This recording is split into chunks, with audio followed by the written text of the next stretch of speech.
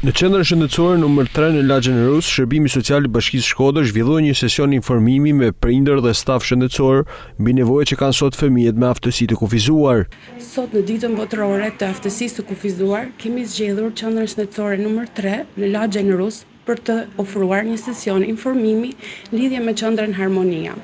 Qendra Harmonia ofron shërbime terapeutike të terapisë ABA pa pagesë për fëmijët në moshën 2 deri në 9 vjeç. Ne bëjmë një përzgjedhje të dosjes së secilit fëmijë i cili duhet të ketë disa kritere për të përfituar këto shërbim.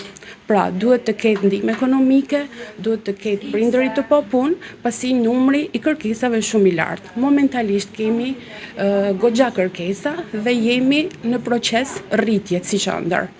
Qëllimi i aktivitetit është që ne të rrisim ndërgjegjësimin dhe të informojmë qendrat shëndetësore, shkolla, institucione, kopshte mbi këto shërbime që ofrohen për familjet në nevojë dhe për fëmijët specifikisht të spektrit autizmit. Pjesëtarët e familjeve që rrisin fëmijë me spektër autik flasin për vështirësitë dhe sfidat që përballen në rritjen e një fëmije me spektër.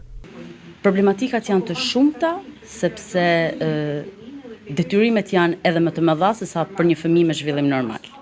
Kuptohet që në qoftë se një fëmijë diagnostifikohet shumë herët, atëherë ajo është një ndihmë shumë e madhe si për fëmijën, ashtu edhe për familjen dhe për shoqërinë.